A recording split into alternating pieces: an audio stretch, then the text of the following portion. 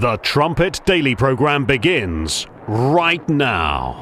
Today's world news, what it means, where it's taking us. I bring you the one and only possible message of world peace. This is a message of hope, tremendous hope. And he said unto me, you must prophesy again. The Trumpet Daily program begins right now.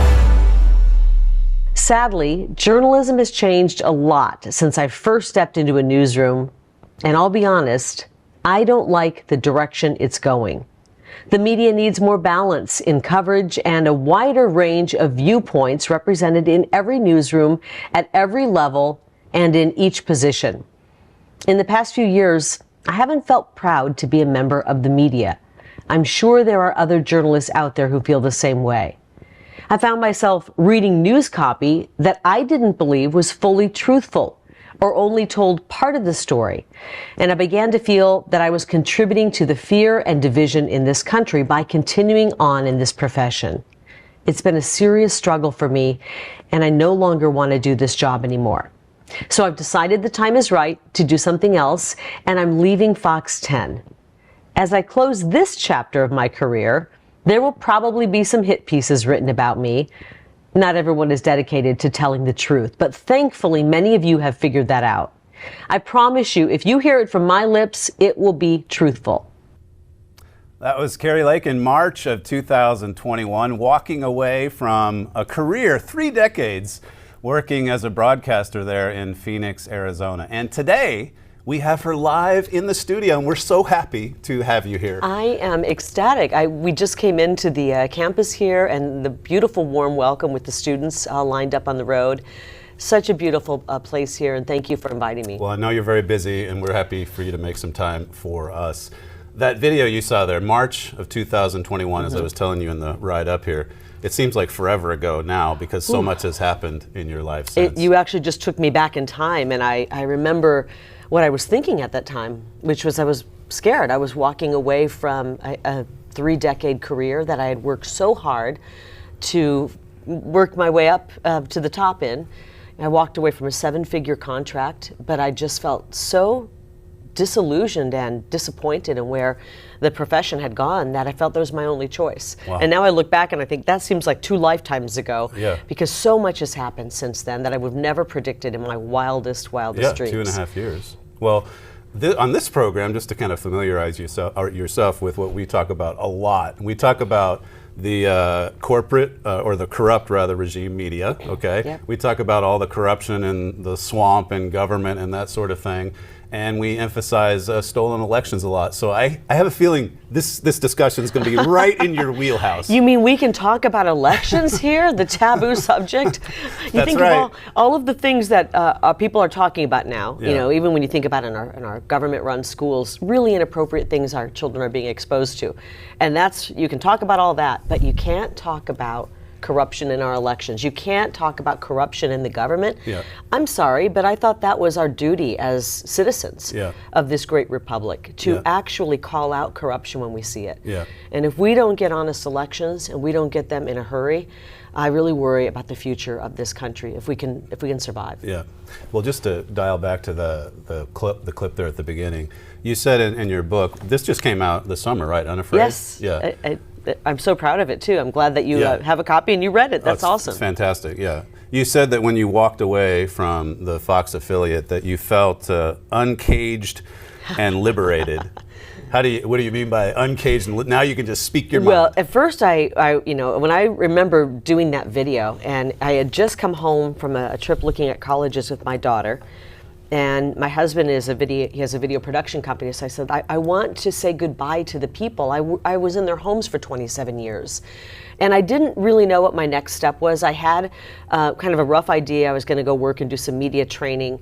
And so I did feel a little shaky, like, what am I going to do next? And I know I'm looking forward to actually living a life out of the public spotlight. That was what I was thinking. Right. Little did I know the spotlight would be shining on me a lot harsher and bigger than I ever imagined. But I was ready to just kind of walk away and go kind of live a normal life instead of being in the public eye for so long.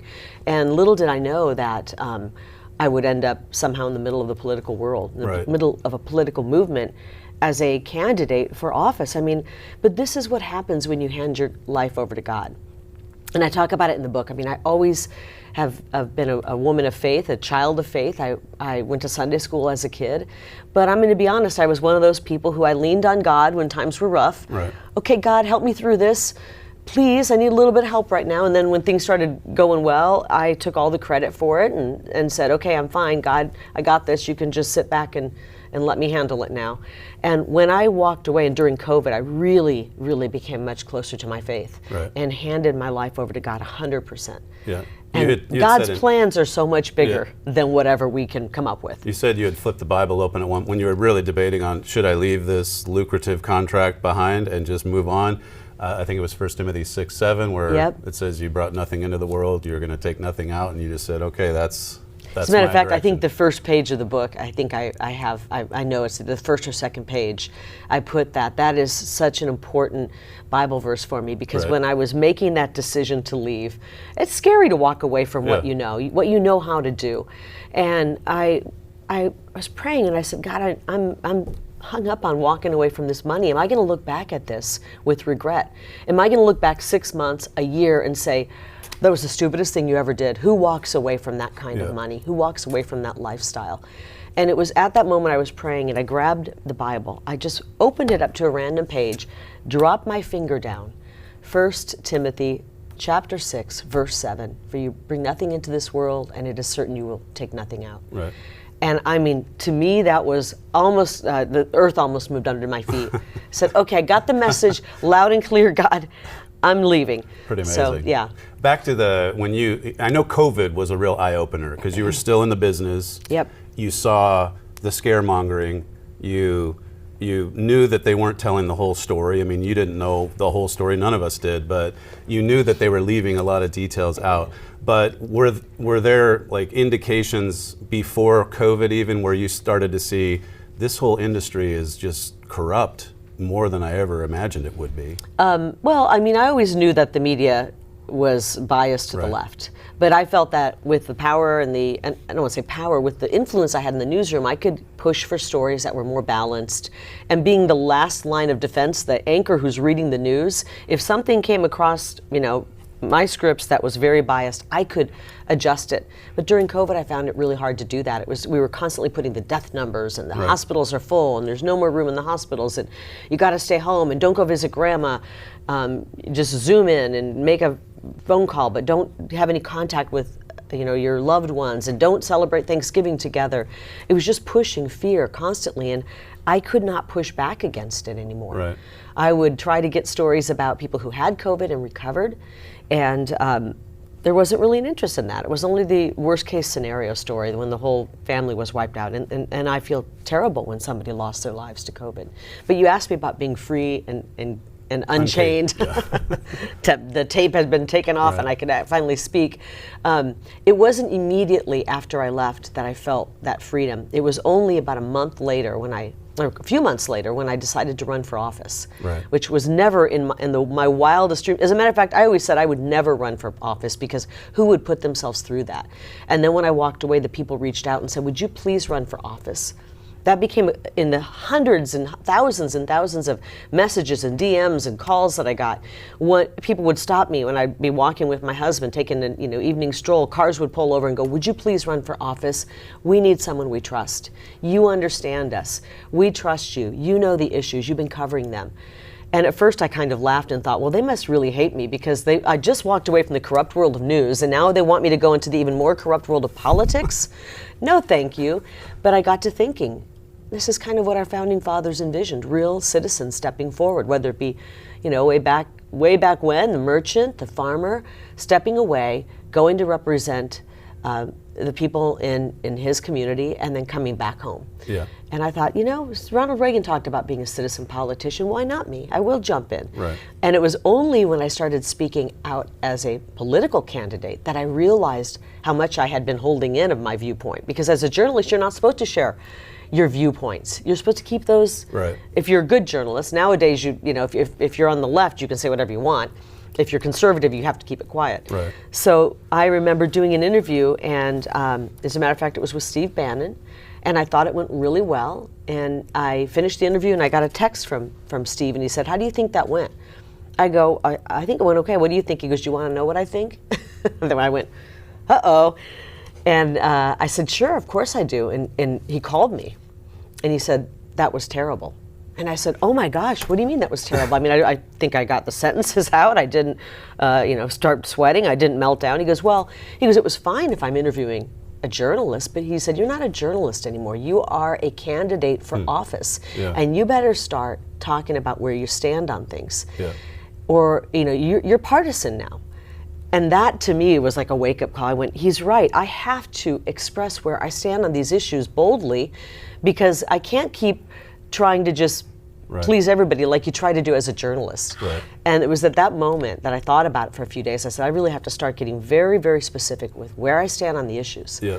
And I did. And it was freeing. That makes me think of the section where you talk about how in going into your campaign, you wanted to kind of associate with media that was more favorable, maybe some of the alternative media sources, and stay away from the left-wing media that's so pervasive across the landscape. So that went on for a while, and you said you had some advisors saying, well, you're going to have to deal with the mainstream at some point. So you did. It was a super contentious interview. You went away just kind of, all in a huff and a puff, thinking it went disastrously. And then all of a sudden, you're getting this feedback that, hey, that's going viral and people are cheering you on. So tell me about that experience. Yeah, well, because I was so disillusioned with the media, the mainstream media, the legacy media, whatever you want to call it. I worked in it for 30 years. I just realized that it was all going to be negative. And I said to the team, I'm not going to do any interviews with that media. We're icing them out. Why would I talk to them when it's just going to be a hit piece after hit piece? And the team was like, Kari, you got to do interviews with the fake news, at some point. And I said, no, we don't. We can do alternative media. We can do independent journalists. We can use our social media to get our message out. But why would we go in and talk to these people? And then one day, my communications director talked to me into doing just a 5-minute interview with the local political reporter. And I said, all right, 5 minutes, I'll do it. And this is like shortly after I decided to jump in. I mean, there's a million questions you can ask. I came from the news. You could sit me down and say, you left the news and now you're going into politics. How did you get from here to there? What was your thought process? Mm-hmm. No, it was none of that. It was immediately, very first question, just attack, attack, attack. And I sat there in my home studio. We were doing this via Zoom. And I felt myself getting so angry. Like I felt there might be steam and smoke coming out of my ears. I was just enraged. I felt my blood pressure going up. That feeling when you're just so upset. I'm like, I knew this guy was not going to be fair. Oh, I'm so mad. I'm answering the questions. It goes on. 5 minutes passes. He keeps going. I finally said, you know what? I've given you more time than I promised. And this is your last question. And we wrapped it up, hung up, or not, turned off the Zoom call. And I called the team and I said, that was the biggest mistake. I completely lost my cool. This is going to be a disaster when this gets out. They're going to do a hit piece. And as I'm talking to Ross, he goes, it went that bad? I go, yes, it went that bad. I was like out of my mind, enraged. And as we're talking on the phone, my husband's in the background rewinding and listening to it. And he pulls his headphones off and he goes, I don't know what you're talking about. This is genius. This is so good. You just dismantled him. You completely showed him who's boss. And so we decided to put it out right away because we knew that he would take that interview where he did not look good. Yeah. And he would cut all of the parts out of it. This is what the media does. They cut all the parts where they're being a jerk out. And then they edit it to make you look like you're out of control. Right. And that's what they put out. So I said, okay, we're going to put this out. And we are going to put the whole thing out, unedited, so that the people can see when they go to watch his little piece he's going to put on at 5 p.m., they can see how he cuts it up Yeah. to make himself look good. Yeah. And it went viral immediately. Even people who were voting for one of my opponents in the Republican, primary at that time were like, wow, you did a great job. You put that guy in his place. He needed that. And thank God you did that. And what I realized is that even though I was angry on the inside, I had this ability to keep my cool on the outside. Right. And keep my composure and make my points. And at that moment, we realized, oh, not only are we going to switch out, and my idea was bad, we are going to do as much fake news media as we can. So we were like, bring it, come on. You're right into the belly of the beast after that. But then there's you also said that because they were so dishonest and they would cut it in pieces, as you pointed out, that you would then bring along your husband who would then capture the full-length interview and just to try to keep them honest, and that did have a positive effect on even how they treated you going down the stretch. Yes, and I recommend every politician out there, especially if you are conservative, always get a mic on, they're not that expensive, and have somebody record. Yeah. The thing we did was with the microphone, and it was clear and you could hear it. It wasn't like taken from across the room. Right. So we always made it very clear, and we would tell them, look, I'm going to answer any question that you want to ask me, and I'm hoping that you'll be honest. And if not, we're going to put this out. Yeah. If it's an honest interview, we don't need to put it out. But if it's dishonest, it's going to go out and it will go viral. Yeah. And so pretty soon they stopped asking the loaded questions, the nasty questions. By the time the campaign wrapped up, it started off with just the worst, most loaded, biased questions you could ever imagine. And I would call them out. I would say that question in and of itself shows your bias. You can tell by the way you asked it. You would never ask a liberal that. I would call them out as we were doing these press conferences. By the time the campaign rolled around, we had literally dozens of media covering us from all over the world. And they weren't asking questions that way anymore. Yeah. So I felt very proud that I kind of helped retrain the media on how to ask appropriate journalistic questions. And sometimes they would cut it and twist it and make it pretty ugly, because I did find out that 100% of the news coverage on me was negative. Yeah. And now I can't get the fake news to even interview me because they're afraid. They know that when they try their tricks that I will call them out on it. Well, that approach, as you know, is very Trumpian. You said in the book, and it's totally true, the two, like the must-watch TV, going back to the debates, any debate with Donald Trump. And then after that, you said the must-watch press briefings, if it's in the White House press room, is with Donald Trump. And when I read that, I was just thinking, there is not a press briefing I would ever sit down and watch in its entirety. When Trump was in there, I did it quite often. And then the debates, as you know, there was fireworks there. That's then right. They had the one just recently without him, and people don't watch it. There's not near as big of an audience. Yeah, so. he wasn't there, but he was looming large. Yeah, that's right. He won the debate, but he wasn't even there. Right. So speaking of Trump and Obama, I think what the question that kind of set you off in that contentious interview was who your family supposedly donated to what funds or whatever. But speaking of Obama, just as another personality that really is working against everything that Trump stands for. This is from your book on page 83. It says Barack Obama was a race-baiting, weak politician who spent the duration of 2 miserable terms apologizing for America's mistakes on the world stage. And relentlessly demonizing Americans as bitter clingers who held on to their Bibles and guns. He stoked racial tension for political gain, which he had an opportunity to heal. So from your perspective, being in media, in broadcasting for 3 decades, everything you said there it's pretty obvious that's what he represented. But what's your take on how the media, from 2008 or I guess 2007 when he came on the scene, what's your take on how the legacy media, the corporate media, treated him or vetted him or didn't vet him? Didn't vet him, yeah. Didn't vet him. And we're learning a lot more. A lot of things are starting to come out about Obama that the media knew about. I didn't know about a lot of that, but the media knew about and didn't cover. Right. And I'm hearing, because I saw the Tucker interview, that, and I'm not going to go into all the sordid details that we're learning about Obama's past that were kept from the public because of a media that was really more of a lapdog than an attack dog. And I'm not saying you have to be an attack dog, but there's a new guy on the scene that no one's heard about. Right. And no questions were asked of him. And you know, and like I said, and I talk about it in the book, we did support him because we were looking at having 2 little babies. My kids are a year and a half apart. I had 2 babies on either hip. And we were looking at that race going, who's going to end these endless wars? Right. Who's going to start the wars? And it was Obama versus McCain. And I talk about John McCain in the book because I covered him for decades as a journalist in Arizona. I knew that he was a warmonger. Mm-hmm. He's never met a war or conflict he didn't want to throw money into and throw our sons and daughters off to fight. And so we took a gamble. We didn't have a lot of good choices. But what a disappointment. Yeah. I covered him as well. I was given an exclusive interview, and I laugh because if you ever see the picture of me online, it's all over standing next to Obama smiling.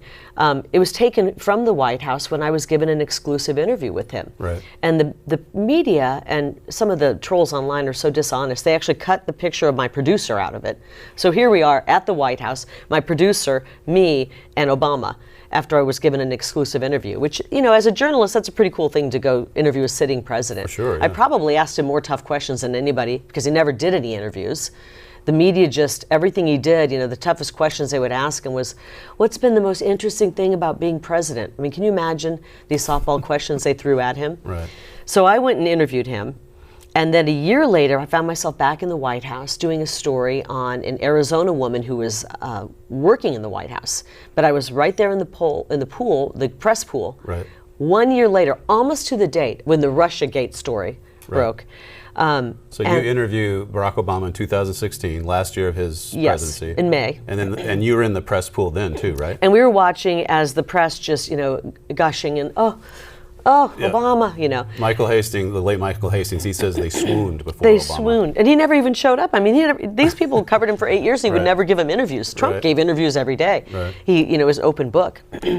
And then we were there 1 year later, almost to the date. And this was the most hostile. My photographer and I looked at each other and went, can you believe your eyes? This is like the same press, but just they had their daggers out. We were overhearing some of the tech people talking about how much they couldn't stand Trump. Right. They hated this guy. And I'm like, wow, you're supposed to keep that inside. So the media handled Obama. They never asked the tough questions on Obama. And then they went the opposite with Trump.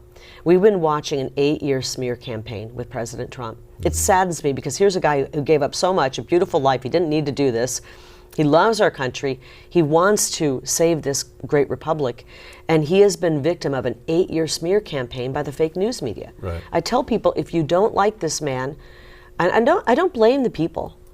If people don't like Trump, they've fallen victim of a brainwashing scheme by the fake news media, who is just as guilty as the swamp in trying to tear down our country. I do believe they are the enemy of the people. Who controls the information? Who controls the information controls our minds. Yep. And that's why we need to pull back and turn off the fake news because it's really disgusting. Yep. Obama was such a disappointment. Right. He stoked racial hatred, not even hatred. He stoked, I don't believe there was that racial hatred. He tries to act like America's a racist country. America's the least racist country. And he stoked that to try to get votes and to push fear. Yeah. And he had such an ability, if he would have wanted to bring America together, and he squandered that.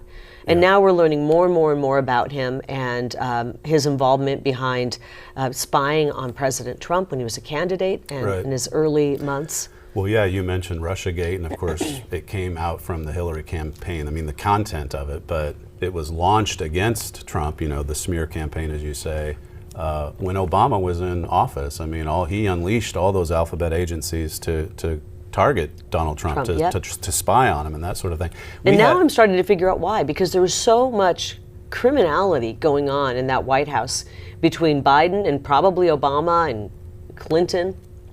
I'm figuring out why. They were trying to keep the spotlight off of their crimes by making up crimes and accusing Trump of it. Right. And what happens with a news story, especially when the media's in on it, it goes around the globe over and over. They talked about Russiagate for 3 years. They dragged this good country and the good people of our country through hell for 3 years with Russiagate.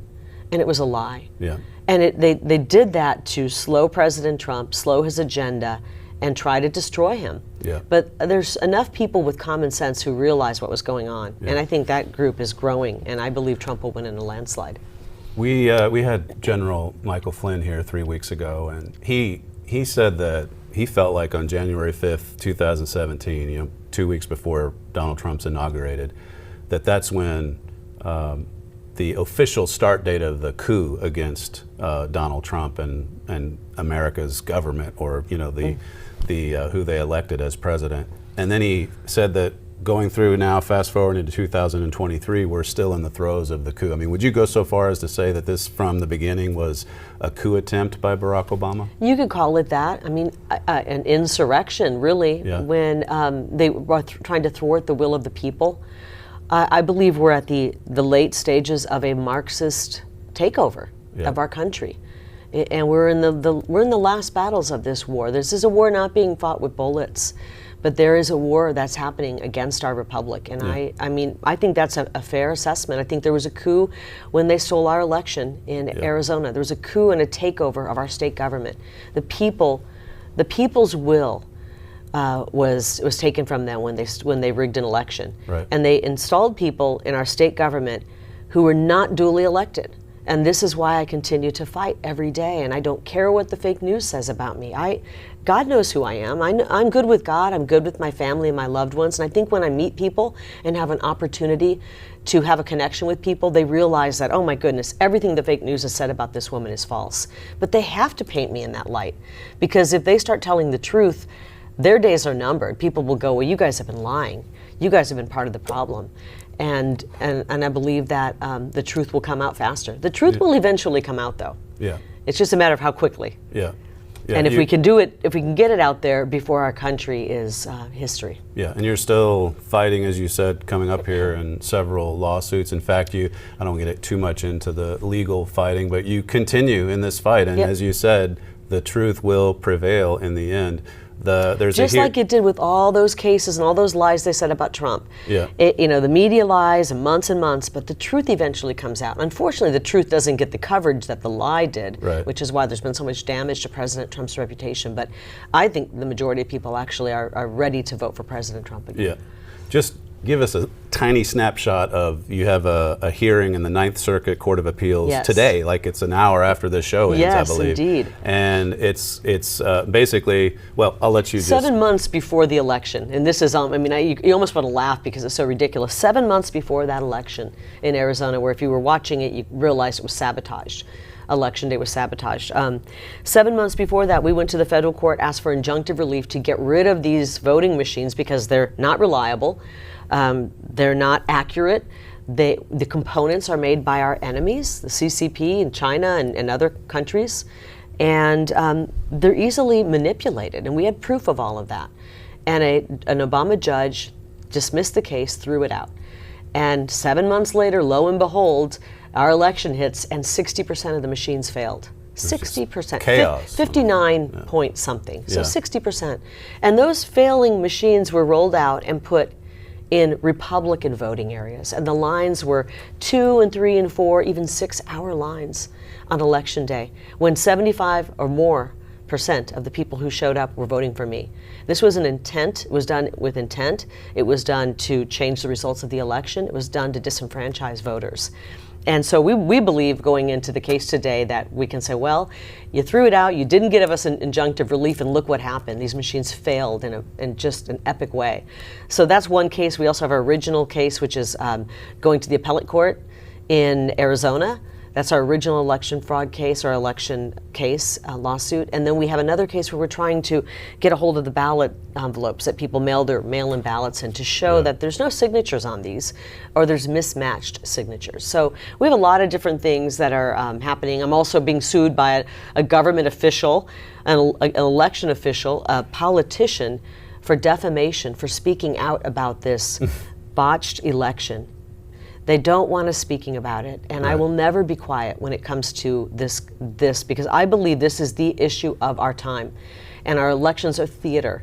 If we don't have honest elections, they're just theater to make us feel good about things. And I want to make sure that everybody's vote counts, whether they are the most liberal Democrat or the most conservative Republican or somewhere in between. One legal vote per legal voter. Right. We know the winner on election night, Yeah. not 2 weeks later. We don't vote for a month and count for 2 weeks, which Yeah. is how they're doing it right now in Arizona. Yeah, it's telling, isn't it, when the radical left tries to blot out a message, when they don't want it to even get a voice. When they indict you for asking questions or bringing out the corruption in the election, when they're indicting you for asking questions about elections, that means there's problems with elections. Right. Yeah, I think it was Tucker recently who said that you can go on TV and say that the earth is flat and people will say, oh, right, and then move on and not do anything. But if you go on and say, was that election stolen or rigged? I mean, what is it? Was it above board? Yeah. They go after you. They go after and you. And they put you in jail. And they censor you. Yeah. The censorship is just outrageous. Our First Amendment is under assault. Second Amendment's under assault. So, but the good news is, and I don't want to, I want people to realize that we have so much power as we the people of this country. And every day I wake up, you can choose how your attitude every day, and I pray and I just say, use me today, God, however you see fit, and guide us and give us discernment and give us the strength that we need to get through these difficult times. I believe that we were placed here at this time for a reason, just as our founding fathers were placed back in the 13 colonies, 247 years ago. For a reason. This is providential. This is a critical moment, not just in American history, in human history, and that God placed us here means that He put us here because we are the people to get us through this time. And just as Moses was reluctant when God called him up to lead.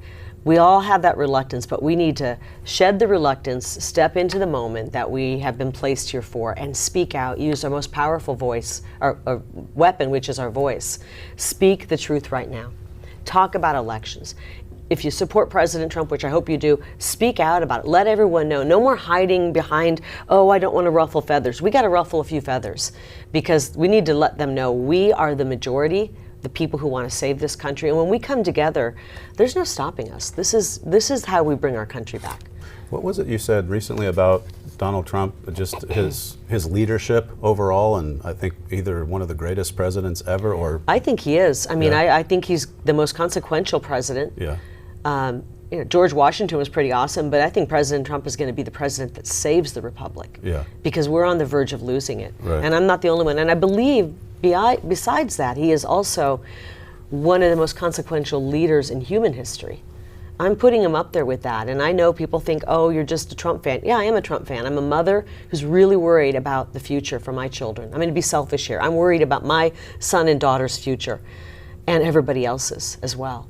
And I love President Trump because I know him personally now. I've become friends with him. But aside from that, I love his love for this country. I love his patriotism. I love his willingness to step out of his comfortable life into the firing squad practically, and take the incoming every day, speak the truth, and be willing to get in there and fight for us. Yeah, he has courage. You said on page 123, it wasn't just the art of the deal that Donald Trump had mastered, but the art of war. He's a fighter.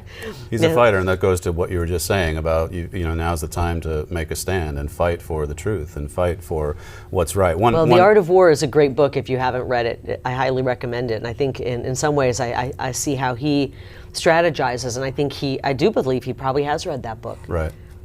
You say on page 103, the deep state conspired with the media to keep the fear of COVID in an attempt to oust Donald Trump from the White House and gain more control of American lives, and to finally usher in their globalist agenda. And then also in the book you talk about how globalism is just a fancy term for communism. So, essentially what you're saying, going back to the coup or the insurrection or whatever, it's a communist attack against the United States of America. Globalism and Marxism or communist leads us down the same road. We lose our freedoms. We lose our ability to live life with the liberties that we have. It's power from the top being forced down on us. Right. We lose everything, what it means to be an American. And that's what they're pushing. It's the uniparty. It's Republicans and Democrats. The Democrats are more pushing the Marxist side of it. The Republicans on the uniparty are pushing the globalist side. And I think that COVID was a way to a tectonic shift to completely shake the world up, destroy economies, destroy what was left of the middle class, destroy privately owned small businesses, pump up the corporate businesses, and let them start their reset. They can't have that reset with President Trump, so that was a big part of it too, which is the overthrow of our government by stealing an election. Right. Because we, the people, wanted President Trump. He won a massive victory. He won 12 million more votes in 2020 than he did in 2016. That's huge. If he would have just won what he won in 2016, he would have won. Right. And it was So that's such a lot a of fake massive votes. it was such a massive victory. It's comical that they want us to believe that Joe Biden got 81 million votes. First of all, you don't only win 16% of the counties, and those were very questionable wins, especially in Fulton County and places in Michigan and Milwaukee and Wisconsin and Maricopa County. So he wins 16% of the counties, yet he gets 81 million votes, the most votes in the history of this great country, more than Obama got. Right. This is crazy. They're asking us to check our logic, to check our common sense, to set aside our intelligence and believe these outrageous lies. These are like the kind of crazy lies, like the moon is made of cheese lies.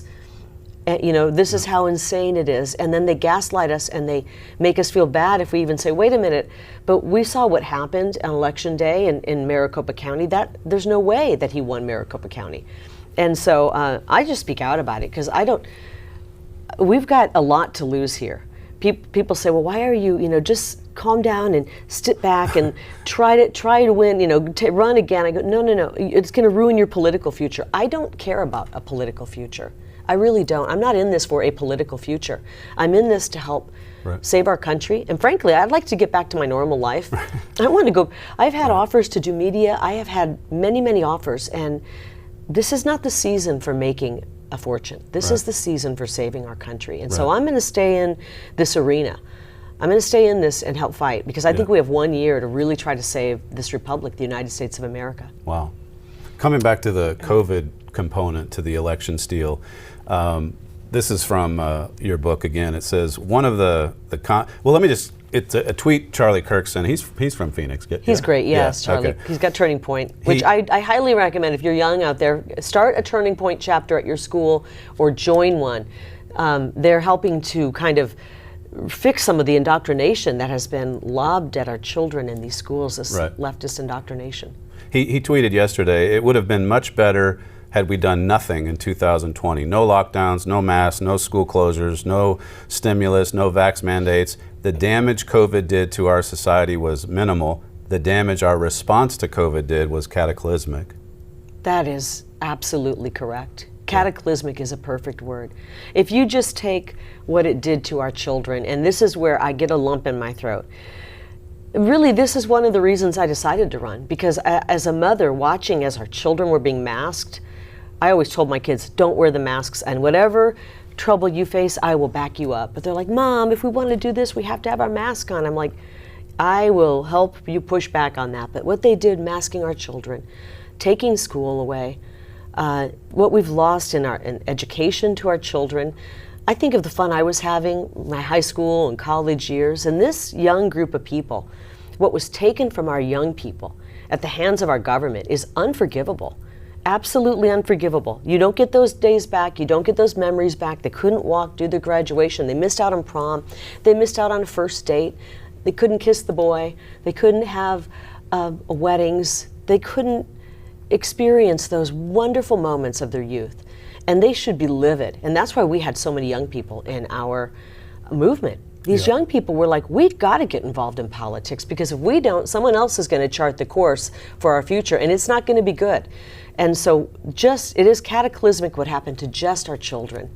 And then you think about the vax mandates and people who lost their jobs because they didn't want to get it. What happened to our economy? What happened to the world economy in poor countries? I don't know how we totally recover. But these people who say, oh, we just need to forget that. No. You don't forgive until there's been justice. And we will seek justice for what happened in COVID. We can't just move on from these things without justice. And we're not getting justice for any of it right now because our Justice Department is controlled by somebody who was selected for office, not elected, and is now weaponizing our own government against us. So this is why we got to fight like our hair's on fire, people.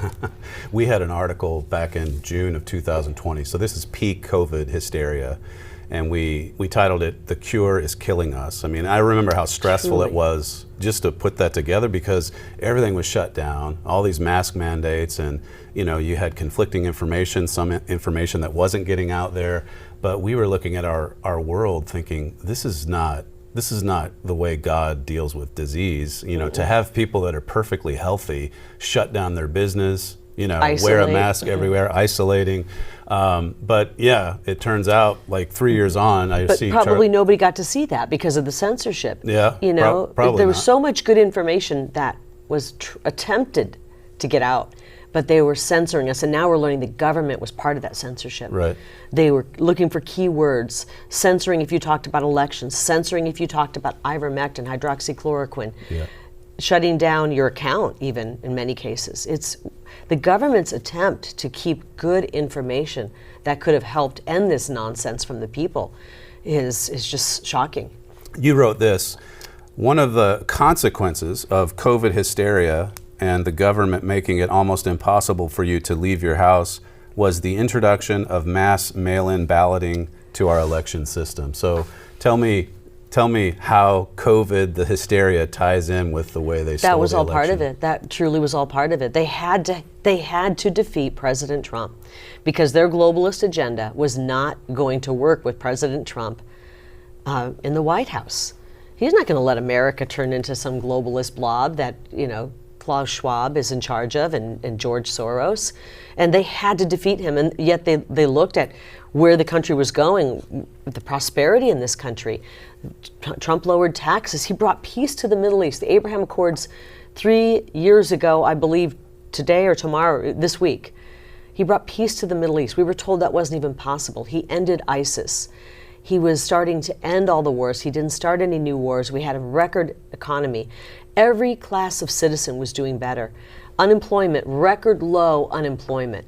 The best economy in my life, and I've been around for a while, and things were going so well. And they knew that they couldn't defeat him with just the lies that the fake news was pumping out. They had to create something where they did mass mail-in ballots. Yeah. And those ballots are going to everyone. We had one address in, I think it was the Liz Harris report, where there were 75 people registered to a dirt lot in Maricopa County. They were getting through their NGOs, they were signing up and registering people to vote, people who probably don't even exist. And it really is still a problem now because those people are still on the voter rolls. Yeah. And they're still using that. What they do is they mail them out. They mail all these ballots out. The ones that get sent back, they're gathering up and filling out. Right. It is the most corrupt thing ever. And Ballot if we don't, harvesting. Ballot harvesting. Yep. And I think our side's pretty honest. They don't want to do that. Yeah. We can't break laws. I don't condone law breaking, but we need to get rid of mail-in ballots. And that's why our case that's coming up later this month, September 21st and 25th, where we're going to try to get access to those envelopes to show people these aren't even legitimate ballots. They have no signatures at all, which means they shouldn't be counted. Or they have a chicken scratch that doesn't even match the voter record. Mm-hmm. And I know that everybody wants convenience, but I talk to voters all over this country. Yeah. Independent, even Democrat voters, they don't want convenience over security and honesty. For sure, yeah. One last, it's a similar quote, but you say on page 103, the deep state conspired with the media to keep up the fear of COVID in an attempt to oust Donald Trump from the White House and I guess that's the quote I gave to you. I guess what I was going to ask you is, given what we know about where that virus started, it was in the Wuhan lab and then it moved across the world. And obviously COVID is real and it did hurt a lot of people. People died from it, mostly elderly and mostly those that had a prior condition of something. But would you go so far as to say, you say they used it, but did it come along and they grabbed hold of it and used it? Or do you feel like it even goes back to the genesis of it, to where, I mean, the CCP there's communists in China and we know there's communists here in the United States. Is it possible that they could have unleashed the virus to try to take down Donald Trump and then gain more control, as you were saying too? Create a pandemic, shut the world down. We know that this was a manipulated virus. I mean, that's a bioweapon. It's a manipulated virus. So you believe it's a bioweapon?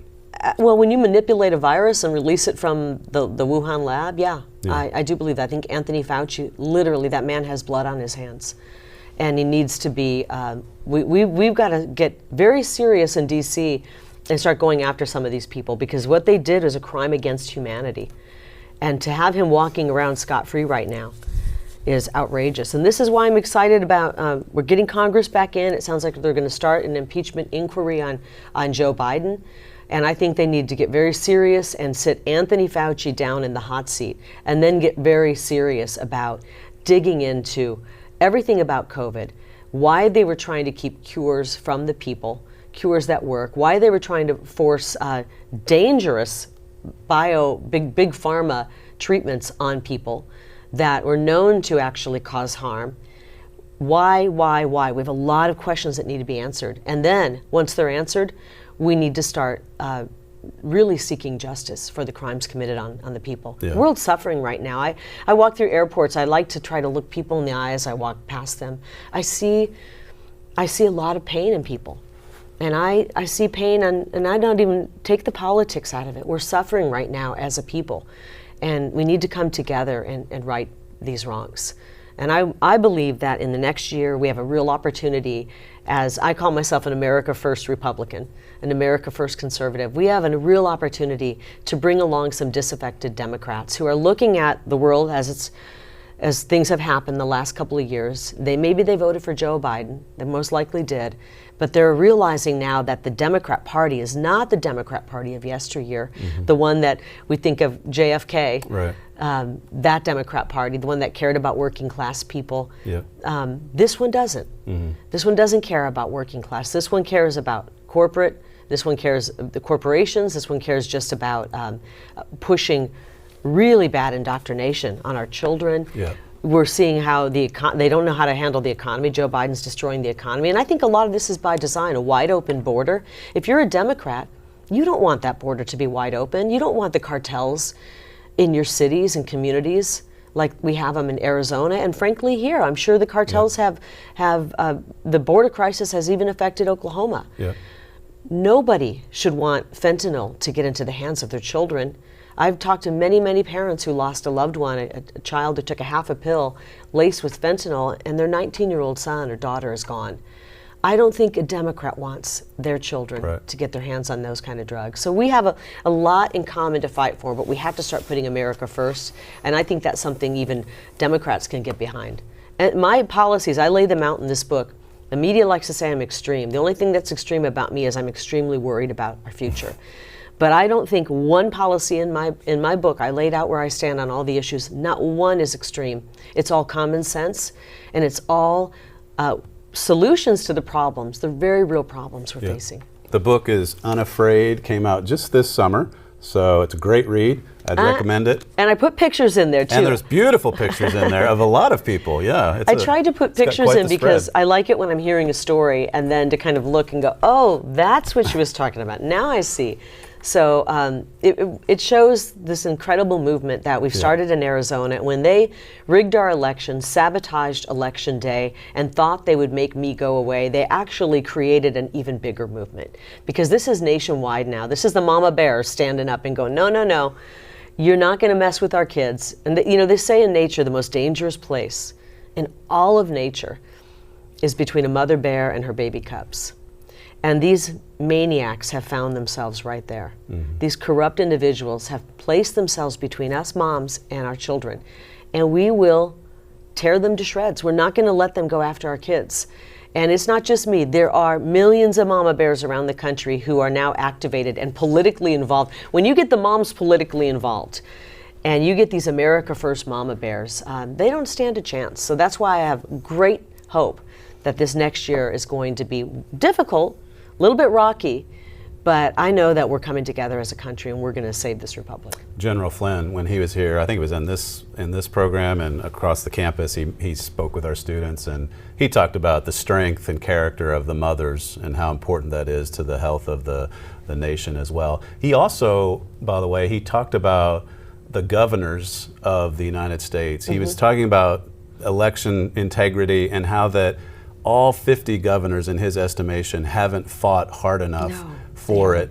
Do you feel like that was why they went after you the most, because you would have come in there and probably fixed what was wrong with Maricopa County? Absolutely. I mean, I couldn't be bought, I couldn't be bribed, I couldn't be controlled, and my number one platform issue was securing the border, using the U.S. Constitution, Article 1, Section 10, Clause 3, to take it on ourselves as a state, a sovereign state, to secure our border, because we've got an invasion. And I said on day one, is the minute my hand comes off the Bible, I take the oath of office, we declare an invasion, and we get busy securing that border. We know how to do it. We don't have to be damsels in distress waiting for Joe Biden to do it. He's not going to help. He opened it up. Mm-hmm. And when the government is failing to protect our border, they're failing us in the guarantee clause, the states have the right when there's an invasion to protect their citizens. And so they looked at me, the swamp, and said, oh boy, we got trouble on our hands. She's going to shut down the border in Arizona. She's going to show how it's done. And they were very afraid of that.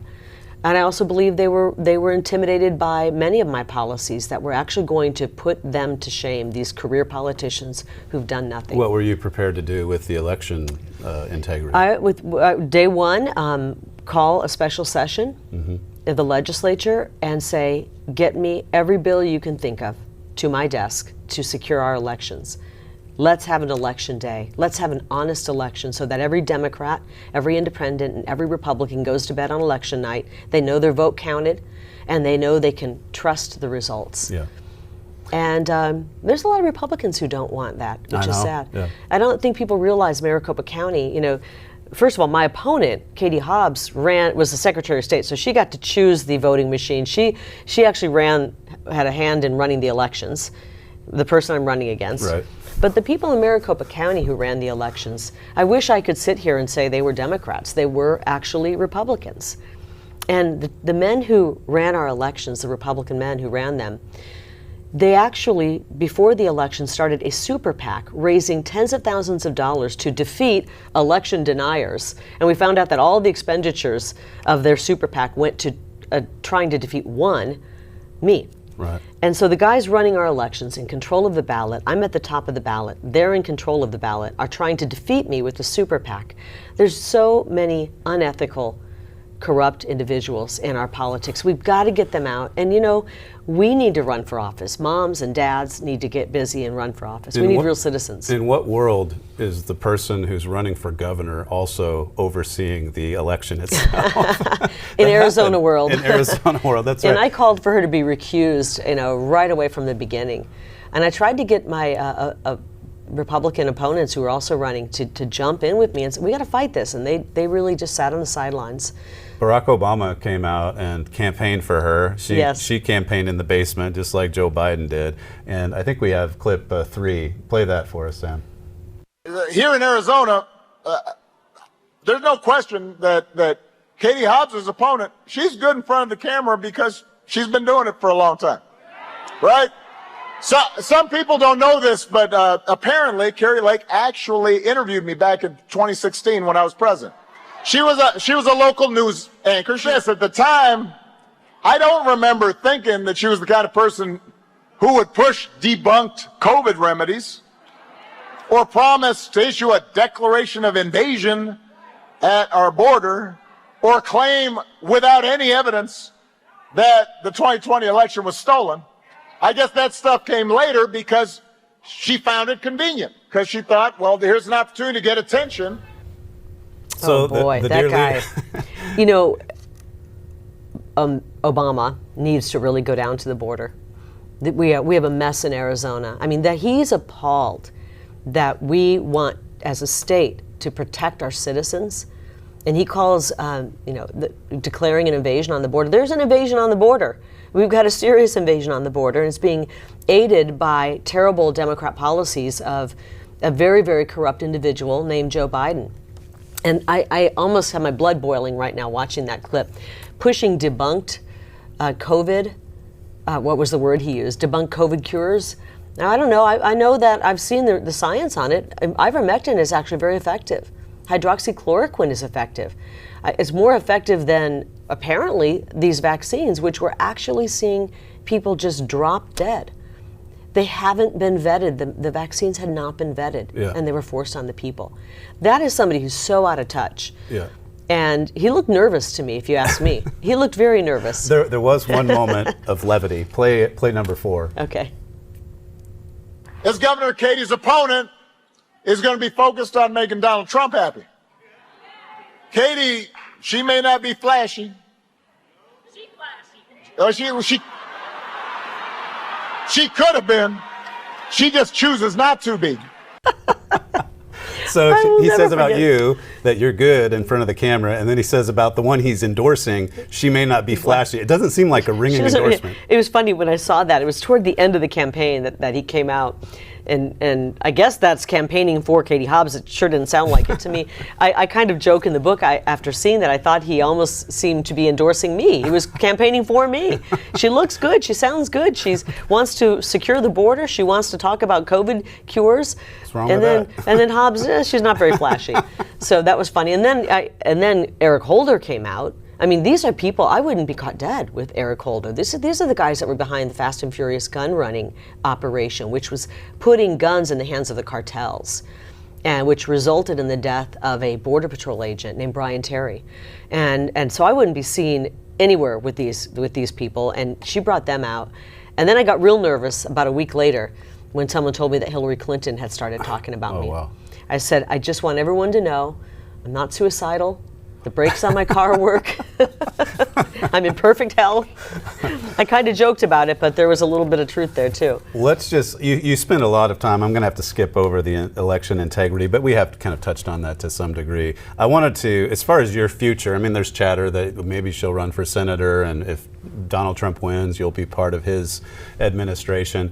This was funny to me as well. It was from over the weekend when Donald Trump went to, I think it was Friday night, he went to South Dakota, and Kristi Noem endorsed him, yes. And they had a big rally there and so on. And then this was CNN's coverage of that event, clip 2. Jake Traylor and I were just asking some folks here waiting outside of his event here this evening in South Dakota who they wanted to be VP. And we came in with the assumption that they would want their governor, Kristi Noem, to be the VP pick. We expect her to endorse Donald Trump here later tonight. But interestingly, just 1 out of the first 10 people we talked to said Kristi Noem, and even had some criticisms. One guy questioned whether she would be a loyal servant to Donald Trump. 7 people, though, they brought up the name without any prompting, Kari Lake. Wow. This is a Republican Party that has changed over the last 10 years, Chuck. Kari Lake is somebody who lost the bid for governor in Arizona, is mulling whether to run for the U.S. Senate in Arizona, and yet despite the election denialism, despite her own loss in Arizona, named by 7 out of 10 people, the very first 10 we talked to, unprompted here.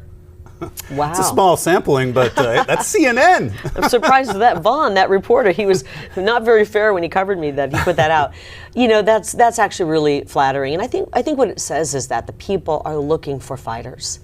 Donald Trump's a fighter, I'm a fighter. There's a lot of fighters out there. We have surrendered so many hills, and that's why we have found ourselves as an America that's faltering and on the verge of really collapse. And so the people want someone who's going to stand up and fight for, they are really fed up when they hear these Republicans or Democrats say, we got to move on from the 2020 election. There was no fraud, all that stuff. They know what they saw with their own eyes, and they're thrilled and ecstatic that I'm standing up and fighting in court. The arena to go to battle on these elections, unfortunately, is in the court system. So I'm fighting in court, and they appreciate that because they know that if their vote is not protected, if the sanctity and sacredness of their vote is not protected, then we don't have a country. So they appreciate that. It's very, very early to even be discussing that. But what I love, though, when the fake news starts asking about President Trump's VP, is that they're subtly acknowledging that he's going to be the nominee, that he's going to be the president. And so I know that whoever he picks, you know, a year from now when he decides who is going to be his VP, he'll look at the playing field, he'll figure out what does he need, who can help him, and he'll pick somebody. But he's such a strong man. He's such a strong leader. If there was ever anybody who didn't even need a VP, it would be President Trump. I hope he picks somebody who is incredibly loyal, because I know being in politics, you have someone stab you in the back. Right. You don't want people who aren't with you in your policy and your agenda on your inner circle. You want people who are fully America first. We've seen too much of the backstabbing already. I hope he picks somebody that the media fears. I hope he picks somebody that will continue the MAGA movement. I don't want and I talk about moving forward in this book. I can't remember what chapter, it might be chapter 11. I don't want to see the America First movement end after President Trump's term. I can't wait for his next term. He's going to accomplish so much. We're going to get back on track. His Agenda 47 is the most transformative political agenda I've ever seen. And I know, because we know how effective he was the first go around, he's going to be even more effective this time. But we can't let it end with President Trump. We have to have this Make America Great Again, Save America, America First agenda continue on for our children, grandchildren, and great-grandchildren. This has to be the way of American politics from here on out. Kari Lake, thank you so much for joining us today on the Trumpet Daily. It was such a pleasure. Thank you for having me, and the warm welcome I received today. It warmed my heart. I'll never forget that. Thank you. You are watching the Trumpet Daily. This is Stephen Flurry. My special guest today was Kari Lake. We're so grateful that she was able to join us. If you'd like to submit some feedback to the show, you can reach us via email, td@thetrumpet.com. I believe Miss Lake's Twitter handle is @Kari Lake. Mine is @Stephen Flurry. So you can join us on the conversation on Twitter as well. Don't forget about our Rumble channel at The Trumpet Daily. Thanks for joining us on today's show, and we'll see you tomorrow.